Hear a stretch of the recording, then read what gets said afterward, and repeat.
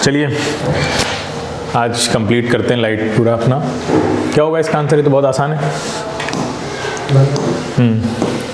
देखो, जब कभी भी लाइट दो मीडियम में ट्रेवल कर रही है, डेंसर टू रेयर या रेयर टू डेंसर जा रही है, तो हम सब जानते हैं, मान लेते हैं इसका जो रिफ्रैक्टिव इंडेक्स है ये नॉर्मल बना लेते हैं। तो इसका रिफ्रैक्टिव इंडेक्स अगर μ1 है और इसका μ2 है और ये एंगल I है और ये एंगल R है, तो लिखते कैसे हैं? स्नेल्स लॉ से हम लिखते कैसे हैं? ईजिली कैसे लिख सकते हैं कि यहाँ का रिफ्रैक्टिव इंडेक्स और इसका साइन ऑफ एंगल, तो क्या होगा ये μ1 साइन I। बेटा किसका माइक ऑन है? अक्षत, अक्षत माइक ऑफ करिए। ठीक है, μ1 साइन I और नीचे का कितना होगा? μ2 साइन R, और स्नेल्स लॉ से ये दोनों बराबर होते हैं, यानी μ1 साइन I बराबर होता है μ2 साइन R के। क्लियर है? ये चीज़ याद रखो, ये आपके 12th में भी बहुत काम आएगी जब आप 12th में लाइट पढ़ेंगे तो। और NTSC की अगर आप लोग तैयारी कर रहे हैं तो आपको ये सब पता होना ही चाहिए। उसमें हमने कराया भी है, हमारे यहाँ जो बैच चल रहा है NTSC का, तो ये चीज़ आपको क्लियर होना चाहिए कि ऐसे लिखना होता है इसको। अब अगर ऐसे लिखते हैं तो आप खुद सोचिए यहाँ पे क्या रेशियो निकल के आ जाएगा। यहीं से अगर हम रेशियो निकालें तो आपके पास क्या रेशियो आ रहा है? Sine I upon sine R किसके बराबर हो रहा है? देखिए, हाँ बिल्कुल, या μ2 अपॉन μ1 लिखिए या उसी को n1 n2 लिख दीजिए। ठीक है, तो इसको ऐसे याद रखोगे अगर स्नेल्स लॉ को, तो कन्फ्यूजन नहीं होगा। ठीक है, कि हमें पहले मीडियम का refractive index into sine of angle of that medium, ठीक है, इक्वल टू हो जाएगा दूसरे मीडियम का refractive index into sine of angle of that medium. ठीक है, वो इंसिडेंस भी हो सकता है, reflect and angle of refraction भी हो सकता है। Next, which of the following is true for rays coming from infinity. अब देखिए, इन्फिनिटी से अगर रे आ रही है तो क्या उसके लिए सही होगा? दो इमेजेस बनेंगी, कॉन्टिन्यूअस इमेज इज फॉर्म्ड। अच्छा, यहाँ पे फिगर मिसिंग है मुझे लग रहा है।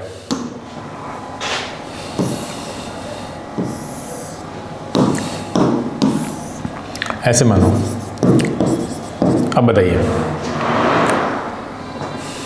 इस फिगर के लिए बताइए।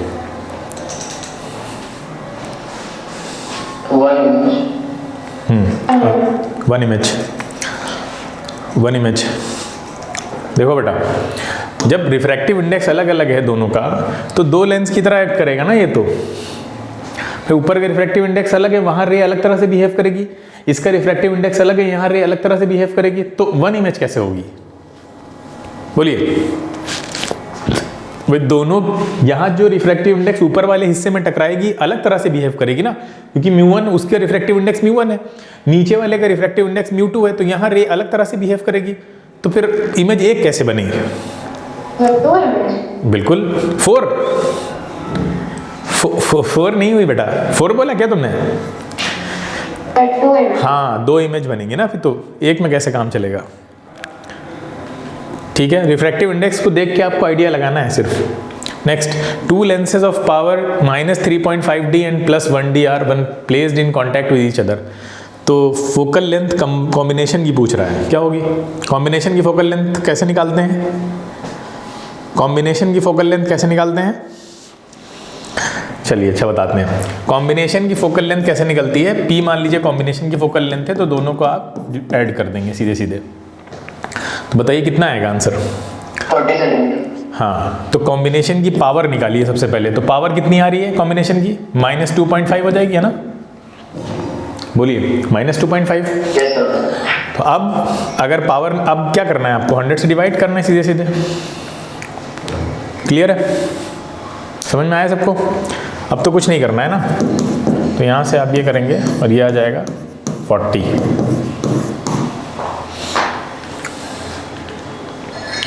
नेक्स्ट, ऑप्शन सी इसमें गड़बड़ हो गए सब, फॉन्ट मिसिंग है मुझे लग रहा है। कह रहा है the image when obtained from a concave lens of focal length f is magnified up to n times the size of the object. What is the distance of the object from the lens? क्या होगा? देखिए इसको हम कराते हैं।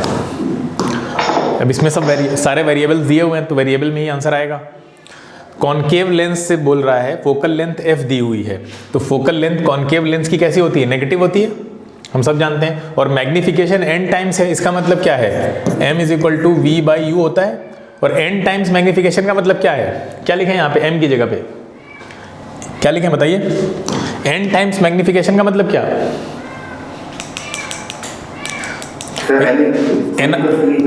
n upon 1 लिख सकते हैं क्या इसको ऐसे? तो ये v की वैल्यू कितनी आ रही है, एन यू। हमसे पूछ क्या रहा है, डिस्टेंस ऑफ ऑब्जेक्ट पूछ रहा है, इसका मतलब डिस्टेंस ऑफ इमेज को एलिमिनेट कर सकते हैं आप यहाँ से, डिस्टेंस ऑफ ऑब्जेक्ट आपको निकालनी है, तो सही तो लिखा है हम लोगों ने, ये हो जाएगा आपका एन यू। और f हमें पहले ही पता हुआ है, तो फॉर्मूला क्या होता है, 1 upon F is equal to 1 upon V minus 1 upon U. 1 upon F क्या हो जाएगा यहाँ से, 1 अपॉन वी कितना रख सकते हैं हम, एन यू रख सकते हैं, माइनस 1 अपॉन यू। अब यहाँ से कैलकुलेट कर लीजिए u की वैल्यू कितनी आ रही है, 1 upon F is equal to हो जाएगा 1 अपॉन यू, कॉमन ले लेंगे तो क्या बचेगा, 1 अपॉन एन माइनस 1 है ना। यहाँ से आप लिख सकते हैं f 1 minus n upon n, clear है? Yes sir. इसको एज हाँ f नेगेटिव होगा, f को नेगेटिव रख लीजिए, ठीक है। कॉनकेव में अगर वैल्यू वहाँ पे दे रखी है तो आप f को यहाँ नेगेटिव रख सकते हैं, और नेगेटिव रखेंगे तो क्या आने वाला है फिर अंदर, तो आप n माइनस 1 अपॉन एन कर लेंगे ना, बोलो सही है? ठीक है, तो इसको स्टैंडर्ड फॉर्मूले की तरफ याद रखो, काम आएगा।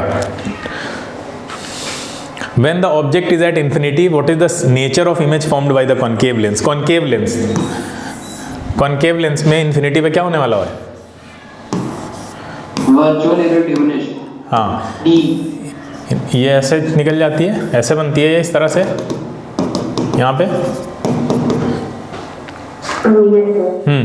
तो ये कैसी है, वर्चुअल है, ठीक है, दिख रहा है, वर्चुअल होगी, और वर्चुअल इमेज डायरेक्ट भी होती है लेकिन इनलार्ज नहीं होती है, ठीक है। तो ये है डी ऑप्शन होना चाहिए, छोटी है। Convex lens of focal length 40 centimetre, a concave lens of focal length 40 centimetre and a concave lens of focal length 15 centimetre are placed in contact, the power of the combination बताइए। अभी पीछे बताया तो वही तरीका लगाओ, हाँ साइन का ध्यान रखना, क्या होगा,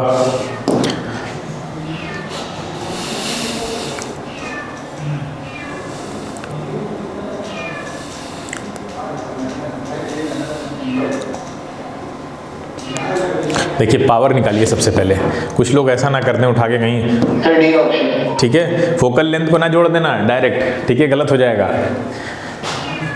पावर क्या है, सबसे पहले वाले की पावर क्या आ जाएगी, कॉन्वेक्स लेंस है, प्लस में होगी पावर, प्लस 2.5 है ना, P2।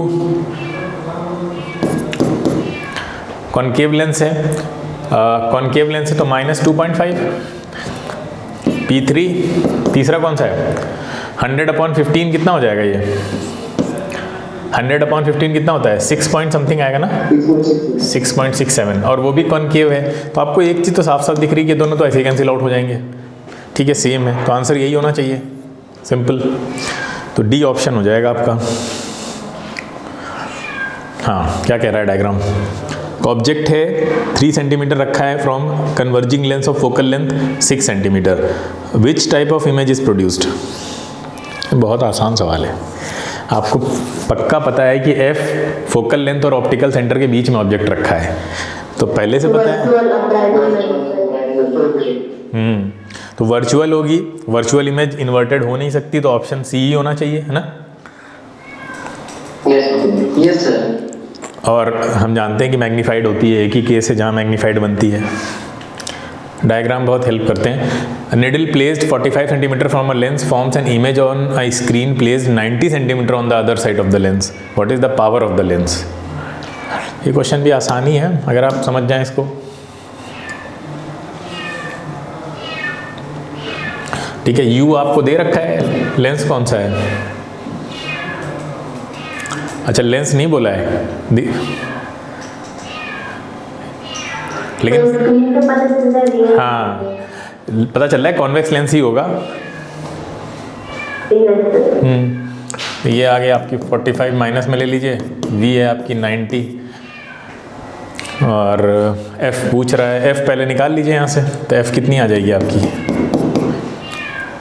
v माइनस यू होगा तो 1/90 प्लस 1/45 हो जाएगा, ये ऊपर 3 आएगा नीचे 90 हो जाएगा, तो f तो आ गया 30, f 30 है तो आपको दिख रहा है 3 पॉइंट समथिंग ही आंसर होना चाहिए, वो भी प्लस में आएगा क्योंकि कॉन्वेक्स है, तो सी ऑप्शन होना चाहिए।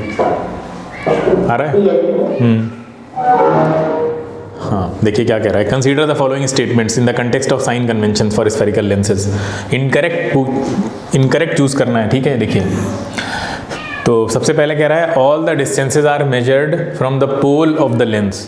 सही है भाई, पोल से ही तो खड़े होकर देखते हैं ना हम लोग, पोल को रेफरेंस पॉइंट बनाते हैं, ठीक है। इधर वाले हम पॉजिटिव बोल देते हैं, ये सब नेगेटिव हैं। तो उसके बाद the distances are measured against the direction of incident rays are taken as negative, ये भी सही है भाई। इंसिडेंट रे की डायरेक्शन इधर होती है और इधर को हम पॉजिटिव मानते हैं और अगेंस्ट द डायरेक्शन को ही तो नेगेटिव मानते हैं ये। Yes, sir. तीसरा कह रहा है the distances measured downward and perpendicular to the principal axis are taken as negative. So false. Downward and perpendicular to the principal axis सही तो है, फॉल्स क्यों है भाई? ये प्रिंसिपल एक्सिस है और इसके नीचे बनती इमेज तो नेगेटिव ही तो लेते हैं। Yes, sir. तो तीनों ही सही है। देखो और डी ऑप्शन कह रहा है सारे गलत हैं। इससे कोई करेक्ट ऑप्शन नहीं।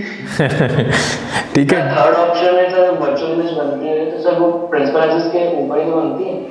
क्यों? तो पॉजिटिव नहीं, ये नहीं कह रहा है। थर्ड वाला आपसे ये कह रहा है कि डिस्टेंस की बात कर रहा है, इमेज की बात नहीं कर रहा है। ये कह रहा है कि आप जो प्रिंसिपल एक्सिस के नीचे डिस्टेंसेस मेजर करते हैं वो नेगेटिव करते हैं ना परपेंडिकुलर में। ये तो सही है ना, आइडिया तो सही है उसका जो दे रहा है वो इमेज के बारे में नहीं बोल रहा है, साइन कन्वेंशन के बारे में बोल रहा है। तो इस हिसाब से देखा जाए तो इसमें कोई भी गलत नहीं है। बोलिए, सही ऑप्शन यहाँ पे मौजूद नहीं है। आगे चलते हैं। If two convex lenses are in contact with each other, क्या होने वाला है?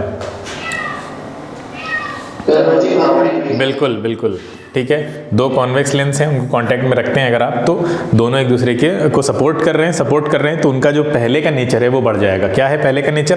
कन्वर्जिंग है, ठीक है। नेक्स्ट है a double convex lens made up of material refractive index μ1, ठीक है। μ1 is placed inside two liquids. चलिए बना लेते हैं फिगर। ये दो लिक्विड्स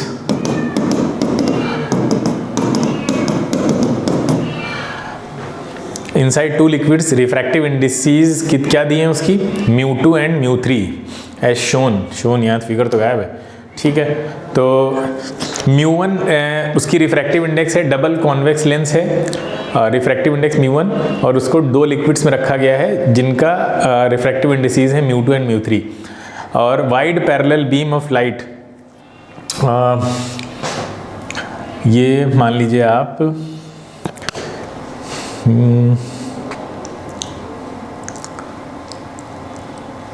अगर ये μ1 है तो ये दो अलग अलग लिक्विड्स हैं, अगर μ2 और μ3, तो एक μ2 हो गया और ये वाला हो गया μ3। अब सॉल्व करिए। ये कंडीशन ध्यान रखिएगा, कौन सी? ये जो दे रखी है ना इन्होंने, ये वाली। अच्छा क्वेश्चन है।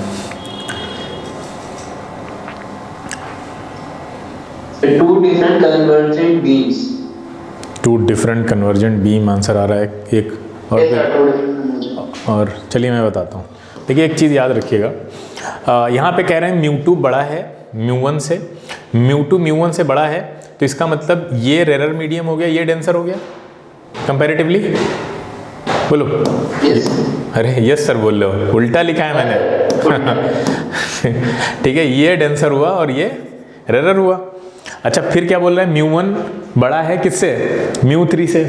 μ1 μ3 से बड़ा है, तो ये इधर इसके लिए कंपैरेटिवली अगर हम देखें तो ये इसका क्या होगा? इससे भी ज़्यादा कैसा होगा? रेरर मीडियम होगा। बोलो, बात समझ में आ रही है?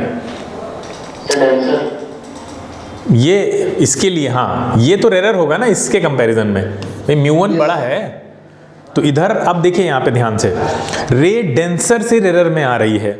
एक बात याद रखिएगा, जो लेंस होता है तो अगर उसके लिए सिनेरियो को उल्टा कर दिया जाए, जैसे एक लेंस है जो कि नॉर्मली जब एयर में रखा जाता है तो एयर में क्या होता है, एयर में जो बाहर का म्यू1 है वो अंदर के म्यू2 से कम होता है। बोलो ऐसा होता है ना भाई। लेंस को जब आप एयर में, आसपास सराउंडिंग में एयर है तब रख रहे हैं, जब एयर में रखते हैं तो ये कैसा बिहेव करता है, कन्वर्जिंग की तरह। पैरेलल बीम के केस में भाई कन्वर्जिंग की तरह बिहेव करता है ना पैरेलल के केस में। अगर हम इस सिनेरियो को उल्टा कर दें, उल्टा करने का जैसे यहाँ किया है हमने, अगर हम इस सिनेरियो को उल्टा कर देते हैं कि किसी केस में जो आपका म्यू1 है वो म्यू2 से बड़ा हो जाए, तो इसका नेचर पलट जाता है। ठीक है, नेचर जो है वो रिवर्स हो जाता है। रिवर्स का मतलब क्या है, रिवर्स का मतलब क्या है, डाइवर्जिंग। हाँ, ये डाइवर्जिंग की तरह बिहेव करना स्टार्ट कर देगा आपके लिए। क्लियर है, ये दोनों लेंस के केस में यही होगा, डाइवर्जिंग वाला रखा होगा, अगर वहां पे ये चीज आप डिस्टर्ब करेंगे तो वो उसका नेचर पलट जाएगा। तो अब बताइए आंसर क्या होगा, वो different divergent, 2 different divergent beams. और सर, हाँ सर जब लाइट रे लेंस से वाटर ट्रैप कर देता है तो कन्वर्ट हो जाती है। वाटर, वाटर क्या बेटा, सर जब लाइट रे लेंस से हाँ, वाटर में ट्रैवल करता है तो कन्वर्ट हो जाती है। तो उससे क्या लेना देना है यहाँ पे। तो सर वहाँ पर सर लेंस का जो व्यू है वो 3/2 होता है और हाँ, वाटर का 4/3, तो सर ये 1.5 लेंस का हो गया, इसका 1.33। सर ये कंडीशन सेटिस्फाई वहाँ पर हो रही है। नहीं तो यहाँ पे क्या प्रॉब्लम है, इस कंडीशन में देखिए, जो कंडीशन हमारे सामने दे रखी है, हम तो इसके हिसाब से करेंगे ना क्वेश्चन। ये सर तो उस हिसाब से यहाँ कन्वर्जिंग होना चाहिए। कैसे कन्वर्जिंग होना चाहिए, यहाँ पे म्यू2 बड़ा है, हमने भी बताया जैसे ही मीडियम रिवर्स हो जाएगा, हम अभी पहले दो केस लेंगे ना, एक पहला केस ये हो जाएगा हमारे लिए, उसके बाद इसको इसके सिनेरियो में देखेंगे। तो पहले इसके सिनेरियो में देखें, सबसे पहले क्या होने जा रहा है, सबसे पहले क्या होने जा रहा है, सबसे पहले जो रे है वो हाँ, सबसे पहले जो रे ट्रेवल कर रही है वो इसके लिए डेंसर टू रेरर हो गया ना मीडियम यहाँ पे। तो जो लेंस है उसके बाहर का जो मीडियम है वो कैसा है भाई, लेंस के बाहर का मीडियम कैसा है, सोचो, लेंस के बाहर का मीडियम लेंस से ज्यादा डेंस है। क्लियर है, तो जब कभी भी लेंस से बाहर का मीडियम लेंस से ज्यादा डेंस होगा तो लेंस अपना उल्टा नेचर दिखाएगा, जैसा एयर में दिखाता था। कैसा दिखाएगा, डाइवर्जिंग। क्लियर है, तो एक सिनेरियो हमने ऑब्जर्व कर लिया। अब दूसरे सिनेरियो पे आते हैं। दूसरा सिनेरियो क्या है, ये वाला। इस सिनेरियो में नॉर्मल है भाई, नॉर्मल है ना ये, अरे ये तो नॉर्मल है जैसा होता है। ठीक है, तो नॉर्मल केसेस में कैसा शो करेगा, अपना ओरिजिनल कैरेक्टर शो करेगा। वो ओरिजिनल कैरेक्टर क्या है उसका, कन्वर्जेंट का। ठीक है, क्लियर है। तो अब यहां पे आंसर क्या होना चाहिए बताइए लॉजिकली।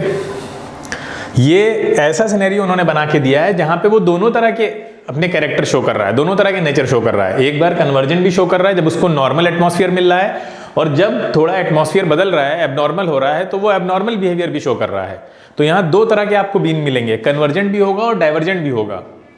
ठीक है, क्लियर है, तो इसको ध्यान रखिएगा। ये वाली कैरेक्टर याद रखिए कि अगर आप उसके सराउंडिंग को चेंज करेंगे और तो वो अपना नेचर बदल देगा, चेंज हो जाएगा। चलिए इलेक्ट्रोमैग्नेटिक वाली भी कर लेते हैं, तो आपकी ओवर हो गई।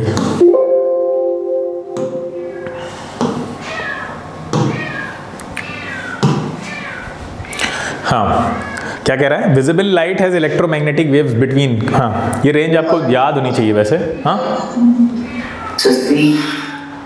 सी, ठीक है, ठीक है। नेक्स्ट 1 एंगस्ट्रॉम -10, हाँ जनरल है। Most visible colour of visible spectrum, most visible colour, बिल्कुल ऑब्वियस सी बात है। The band of 7 colours found when white light passes through an equilateral prism is called spectrum. Spectrum, ठीक है। कुछ लोग जल्दबाजी में डिस्पर्जन लगाएंगे यहाँ। Violet, green, red and yellow are the 4 colours formed on a white screen. ठीक है, when a polychromatic light is dispersed, the arrangement of colors in the decreasing order of wavelength, decreasing order of wavelength, but decreasing order of wavelength क्या है, ऊपर से VIBGYOR वाला जो है वो डिक्रीजिंग ऑर्डर है। अभी रेड येलो ग्रीन वायलेट। एक सेकेंड, देखिए ये नीचे से ऐसे, तो ऊपर से नीचे आते हैं तो वेवलेंथ कम हो जाती है ना, फ्रीक्वेंसी बढ़ जाती है। यस तो अब इसमें देखना था आपको कौन सा होगा ऑप्शन इसमें से। सर रेड होगा सर, वो ऑप्शन बी होगा। ऑप्शन बी, ठीक है। The angle of deviation is maximum for when the dispersion of polychromatic light takes place. Violet. Angle of, हाँ, डेविएशन सबसे ज़्यादा किस में होगा, उसी में मैक्सिमम बनेगा, वॉयलेट, ठीक है।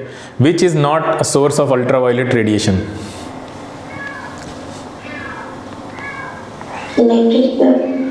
वो किसका है, वो किसका है, हाँ IR का, ठीक है, इंफ्रारेड का है ना वो। The electromagnetic radiation which are useful in night photography. The electromagnetic wave associated with high energy. हाँ, DNA तक को डैमेज कर सकती हैं ये। During the sunset the colour, किसने डिस्कवर की थी गामा रेज, किसको जाता है क्रेडिट, ठीक है। ये क्या है, during the sunset the colour which scatters closest to the eye of observer, red है, खैर तो पता है आपको। Infrared rays with very large wavelength are easily reflected by.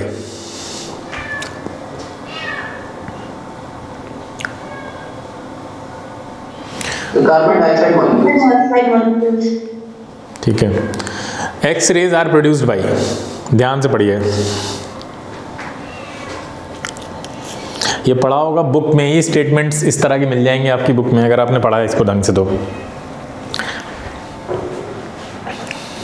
Option A, oscillating circuits in special vacuum tubes.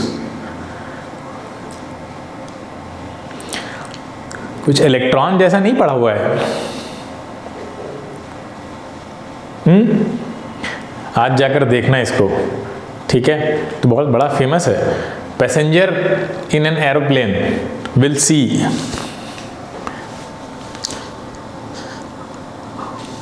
Straight line. देखो rainbow बनता कैसे है, पहले से समझो। रेनबो कैसे बनता है आपको पता है, ये आई यहाँ से रे, इस सरफेस पे क्या होने जा रहा है, रेश, हाँ, इस सरफेस पे क्या होने जा रहा है, रिफ्रैक्शन होगा, हाँ, डिस्पर्जन भी होगा, रिफ्रैक्शन भी होगा, डिस्पर्जन होगा। अब डिस्पर्जन हुआ, ये यहाँ गई, ठीक है, 7 कलर में टूट गई जो टूटना था इसको। अब यहाँ पे क्या होता है, TIR होता है, बोलो, यहाँ TIR होता है। अब यहाँ हुआ TIR आपका, ये ड्रॉपलेट हमने ली है, ये ड्रॉपलेट है। अब यहाँ TIR हुआ और इस सरफेस पे क्या होता है, फिर रिफ्रैक्शन होता है, बोलो, ये फिर निकल आए बाहर, ये यहाँ पे। अब ये नॉर्मल केसेस में जो आप देख रहे हैं, होता क्या है एक्चुअली में कि कुछ अभी भी जो कुछ रेज होती हैं वो यहाँ से फिर TIR कर जाती हैं, ये अंदर से ही ये वाली रेज। तो ये वाली रेज जब TIR करती हैं और उसके बाद फिर फाइनली जब बाहर निकलती हैं तो वो यहाँ पे कहीं सारी रेनबो बना रही होती हैं। अब ये तो एक ड्रॉपलेट्स की हमने बात करी है, बहुत सारी ड्रॉपलेट्स अगर आसपास हैं, ठीक है, बहुत सारी ड्रॉपलेट्स अगर आसपास हैं तो वो रेनबो कैसा दिखेगा बताइए भाई। बहुत सारी ड्रॉपलेट्स अगर हैं और आप एरोप्लेन में बैठे हुए हैं, एरोप्लेन में आपको पता है आगे का कोई ग्राउंड तो दिख नहीं रहा होता है, बोलो, आगे कुछ ग्राउंड वगैरह तो दिख नहीं रहा होता है आपको, तो वहाँ क्या दिखेगा, सर्किल दिखेगा पूरा आपको, सिंपल सी चीज़ है ना। तो वहाँ पे रेनबो जो बनता हुआ दिख रहा होगा आपको, वो कुछ इस शेप, ऐसे शेप में होगा, इस टाइप से, सर्किल, पूरे फुल सर्किल में, बोलिए। अच्छा, अर्थ पे क्या हो जाता है भाई, इस तरह का वहाँ रेनबो दिख रहा होगा आपको पूरा सर्किल में। अर्थ पे अगर हम खड़े हैं तो क्या हो जाता है, अर्थ पे होराइजन आ जाता है ना भाई। अर्थ पे होराइजन आएगा तो ऐसे काट देगा उसको बीच से, तो आपको फिर सिर्फ ऊपर वाला पोर्शन दिखेगा ना, हाफ। तो इसलिए अर्थ पे हमको सिर्फ हाफ ही दिखता है ऐसे घूमते हुए रेनबो। जबकि अगर आप प्लेन में खड़े हुए हैं तो ये ग्राउंड जो होराइजन वाली कंडीशन है, ये वहाँ पे नहीं रहती है, तो आपको पूरा फुल सर्किल दिखता है। और ये कैसा है दिखेगा आपको, कॉन्सेंट्रिक सर्किल की तरह दिखेगा, ऐसा रेनबो बन रहा है, ठीक है। तो क्या ऑप्शन हो जाएगा हमारे पास, नेवर सी अ रेनबो नहीं, may see a rainbow as a concentric circles, ठीक है। तो बी ऑप्शन हो जाएगा, ठीक है, समझ में आ गया। Violet has the smallest wavelength. अच्छा, इसमें ये भी पूछता है कि बस कितने जो वाटर ड्रॉपलेट से जब रे आ रही हो, एक चीज़ तो ये ध्यान रखिएगा कि इसमें जो सन है वो आपके पीछे होना चाहिए, ठीक है। आप यहाँ पे खड़े हुए हैं और सन यहाँ पे ना हो, सामने ना हो, कहाँ होना चाहिए, यहाँ कहीं पीछे हो जहाँ से रे आ रही है। Sun must be at the back of your head.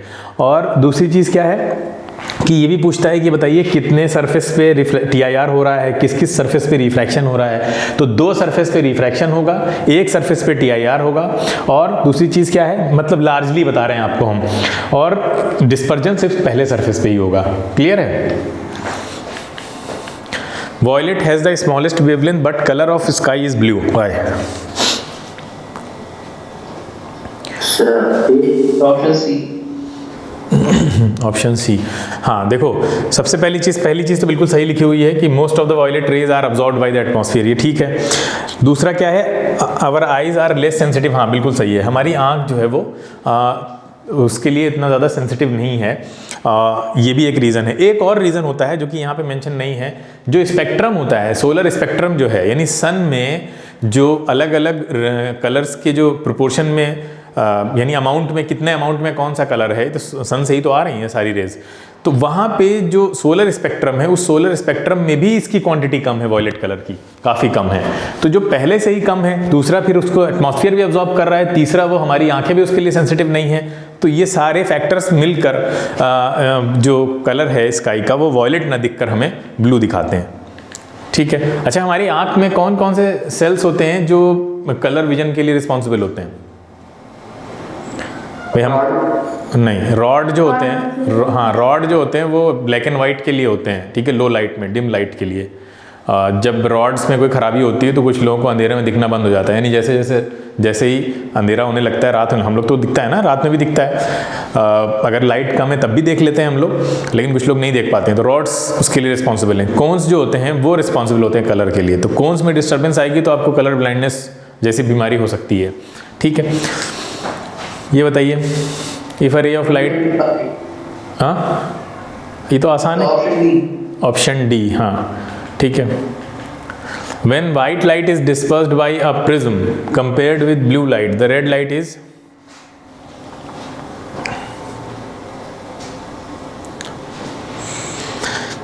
देखो व्हाइट लाइट को डिस्टर्ब, हाँ दोनों में आपको ब्लू और रेड में बताना है क्या होने वाला है, रेड और ब्लू में। तो किसकी slowed down less and refracted less? Red light,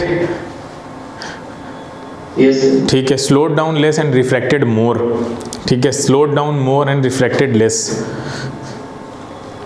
ये दोनों तो हो नहीं सकते, बिल्कुल अपोजिट चल रहे हैं, slowed down more and refracted more. तो ये इसके लिए होना चाहिए और ये किसके लिए है? रेड के लिए, सही है? Yes, correct.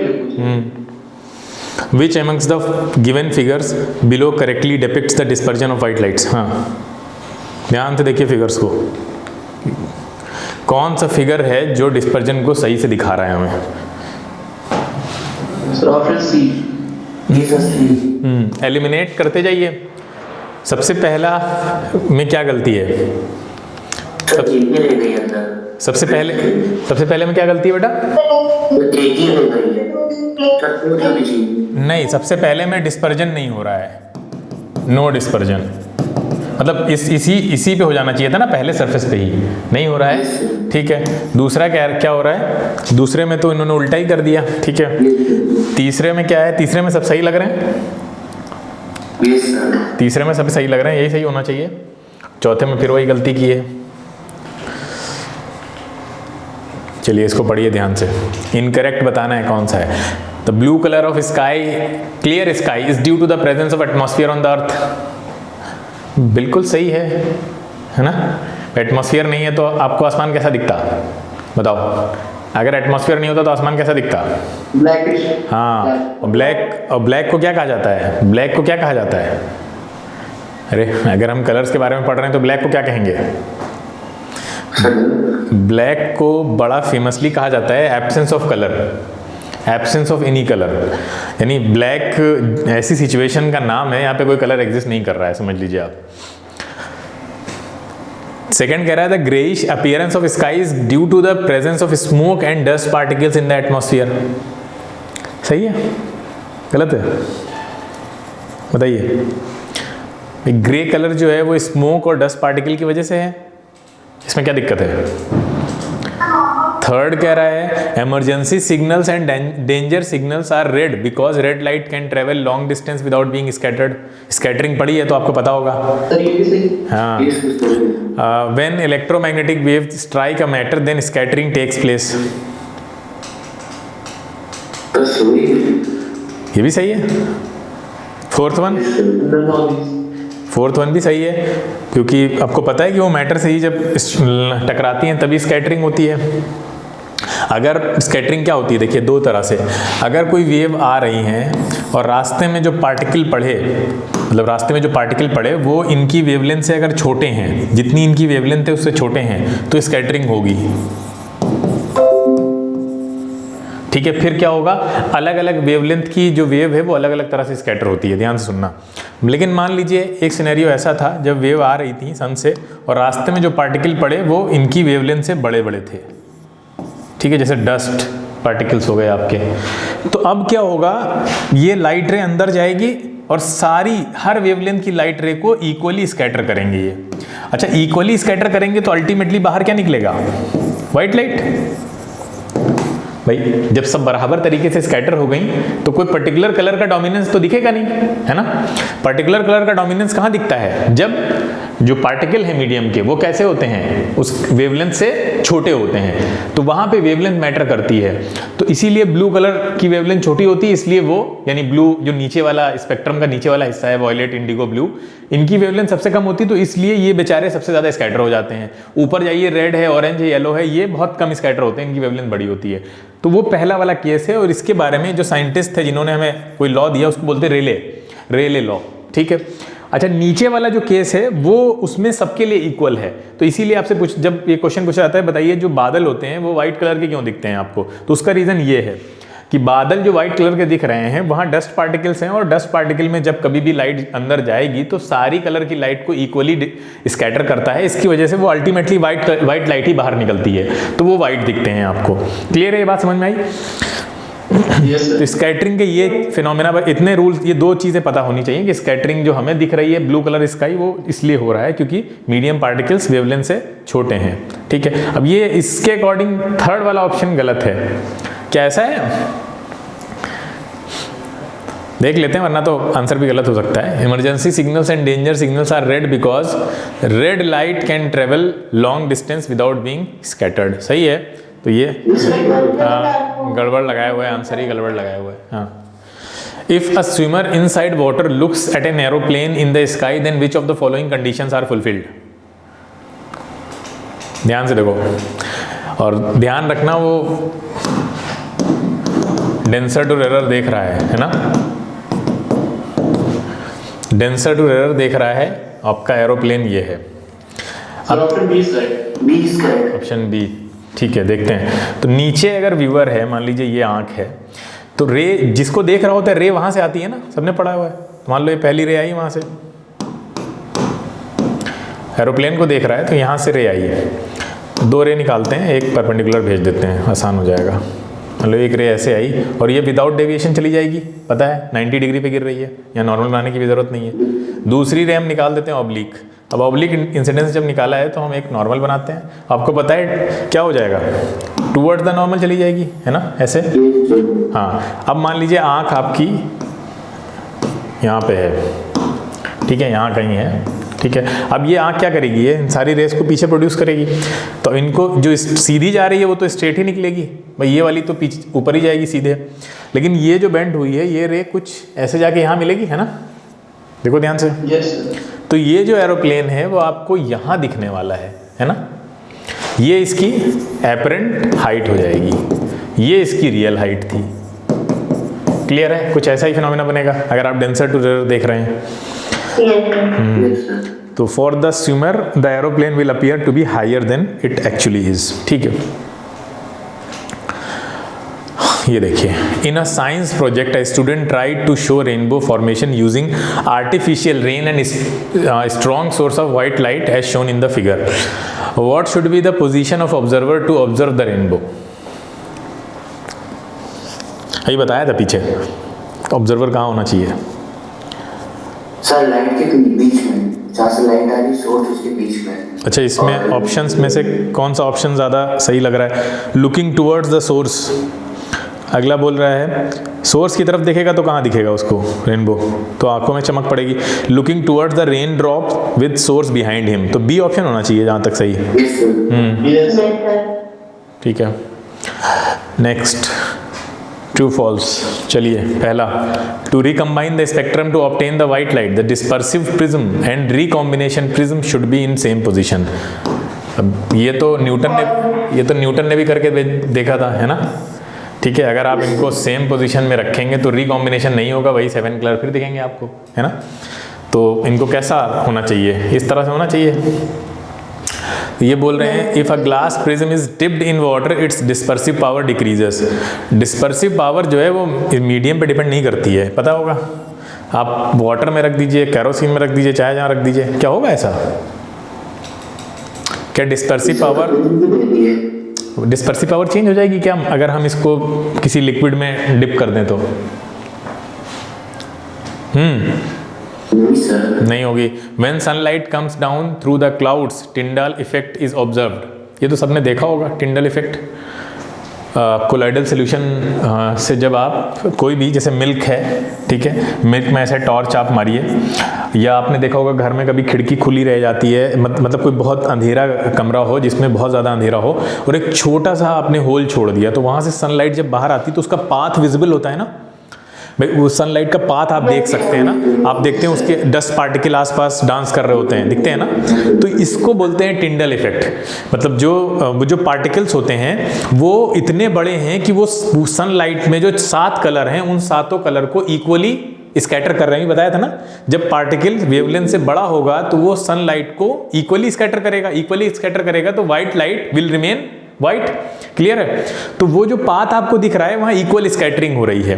तो विजिबिलिटी ऑफ पाथ को टिंडल भाई साहब ने ऑब्जर्व किया था पहले, तो इसलिए उनके नाम पे इसका नाम पड़ गया टिंडल इफेक्ट. लेकिन इसके लिए सोल्यूशन को कोलाइडल होना चाहिए, यानी पार्टिकल बड़े बड़े होने चाहिए वेवलेंथ ऑफ लाइट से. क्लियर है? अगला क्या बोल रहे हैं? Headlights are made of yellow colour because of its long wavelength and low scattering. बताइए, सही है? सही बात है. ठीक है. तो कौन है? क्या नहीं हो सकती? कैसी? रेड बोल रहे हो ना? रेड नहीं हो सकती. हाँ, तो रेड इसलिए नहीं हो सकती हैं क्योंकि रेड आपको येलो कलर से सराउंडिंग भी देखनी होती है ना. तो रेड और येलो में आप बाहर से मार्केट से बल्ब लेने जाते हैं या ट्यूबलाइट लेने जाएंगे, तो अगर आपको उससे घर में बाकी चीज़ें भी देखनी है तो आप कैसा लेते हैं? येलो लेंगे या रेड लेंगे? येलो लेते हैं, बोलो. तो हमें जो सराउंडिंग देखना है तो सराउंडिंग में हमें ये भी ध्यान रखना होगा कि कौन सा कलर हमें सराउंडिंग को देखने में ज़्यादा हेल्प करेगा, ये रेड और येलो में से. और वेवलेंथ को भी सेम टाइम पे ज़्यादा रखना है, तो उन दोनों में अगर आप चॉइस करेंगे तो फिर येलो ही निकल के आएगा फाइनली. ठीक है? हाँ, सराउंडिंग नहीं दिखेगा ना फिर, पर्पज़ हमारा. तो ये कौन सा ऑप्शन होगा इसमें सही? फिर सी. पहला फॉल्स है, ये तो पता ही है. दूसरा भी फॉल्स है, और तीसरा सही था भी हमने देखा, और चौथा भी सही था. अच्छा, तीसरा तो ये सही बता रहे हैं सर. दूसरा, सॉरी, हाँ, according to this. Sir refractive index भी तो चेंज हो रहा है. हाँ, तो ये वाला जो सेकंड क्वेश्चन था, मतलब सेकंड स्टेटमेंट जो था, सेकंड स्टेटमेंट में ये कह रहे थे कि अगर हम ग्लास प्रिज्म को पानी के अंदर डुबो कर रख दें तो ये कह रहे हैं कि डिस्पर्सिव पावर कम हो जाएगी. अच्छा, डिस्पर्सिव पावर होती क्या है? डिस्पर्सिव पावर का मतलब क्या है? डिस्पर्सिव पावर का सिंपली मतलब ये है ना कि 7 कलर्स में ब्रेक करने की पावर, क्या यही होता है? डिस्पर्सिव पावर का मतलब क्या समझते हैं आप डिस्पर्सिव पावर से? सर कितने एंगल से वो 7 कलर्स पर डिवाइड कर रहे हैं? नहीं, हाँ, 7 कलर को ब्रेक कर रहा है, ब्रेक भी तो कर रहा है. 7 कलर में ब्रेक भी तो कर रहा है व्हाइट लाइट को. तो क्या अगर पानी के अंदर अगर आप रख देंगे इसको तो, और बाहर से सनलाइट यहाँ से मतलब जा रही है, इसके ऊपर पड़ रही है, तो क्या डिस्पर्सिव पावर पे फर्क पड़ जाएगा, कम हो जाएगी डिस्पर्सिव पावर, और क्यों, इस सोचने वाली चीज़ है।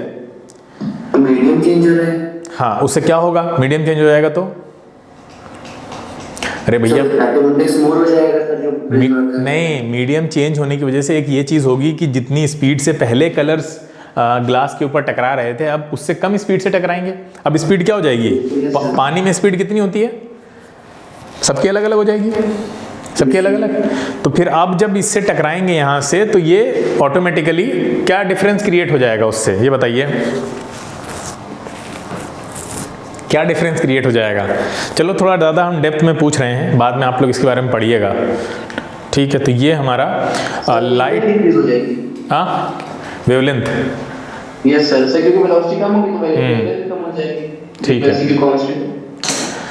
तो जितने क्वेश्चन हम लोगों ने लाइट में अब तक कर लिए हैं एग्जाम में, हाँ बेटा एग्जाम में, पिछले वाले क्वेश्चन पेपर का लास्ट क्वेश्चन बता दीजिए। पिछले वाले इसमें ये नो सर, इसके पहले वाला जो क्वेश्चन कर रहे हैं, ये वाला, नो सर, अरे तो मतलब अच्छा इससे पहले वाली पीपीटी में, यस अच्छा अच्छा ठीक है, एक मिनट, इससे पहले वाली पीपीटी में ये वाला 56, हाँ इसमें मैंने आपसे बताया था कि अगर कभी भी सिनेरियो उल्टा हो जाएगा, जैसे मान लीजिए यहाँ पे जो क्वेश्चन में हमसे बोल रहा था वो ये बोल रहा था कि एक लेंस है और उस लेंस की अपना जो रिफ्रैक्टिव इंडेक्स है वो तो μ1 है, ठीक है, कांस्टेंट है, एक सिंगल मटेरियल का बना हुआ है। फिर उसको दो लिक्विड्स में रखा गया है, ठीक है, और उन दोनों लिक्विड्स का रिफ्रैक्टिव इंडेक्स करस्पॉन्डिंग दिया हुआ है μ2 और μ3, और उसमें भी ऑर्डरिंग दे दी है कि μ2 ग्रेटर देन μ1 है और दूसरा दिया है कि μ1 ग्रेटर देन μ3 है, ठीक है। ये दो केसेस वहाँ पे दे रखे हैं आपके सामने। अब आपसे कह रहा है कि बताइए लेंस मतलब कैसा नेचर शो करेगा अगर एक पैरेलल बीम ऑफ लाइट इसके ऊपर डाला जा रहा है। तो हमने आपको बताया था कि नॉर्मली लेंस कैसा बिहेव करता है अगर उसको एयर में रखते हैं। तो अगर रिफ्रैक्टिव इंडेक्स इसका μ1 है और एयर का μ2 है, तो इस केस में μ1 ग्रेटर देन μ2 रहता है। यानी जब कभी भी लेंस के बाहर का रिफ्रैक्टिव इंडेक्स लेंस के अंदर के रिफ्रैक्टिव इंडेक्स से छोटा होगा तो लेंस, कॉन्वेक्स लेंस कैसा बिहेव करता है, कन्वर्जिंग। हाँ, अगर ये सिनेरियो पलट जाए, ठीक है, अगर ये सिनेरियो पलट जाए यानी μ2 ग्रेटर हो जाए μ1 से, तो इसका नेचर भी पलट जाता है, कन्वर्जिंग का उल्टा बिहेवियर शो करेगा। कैसा, डाइवर्जिंग शो करने लगेगा ये, बस ये याद रखना है आपको।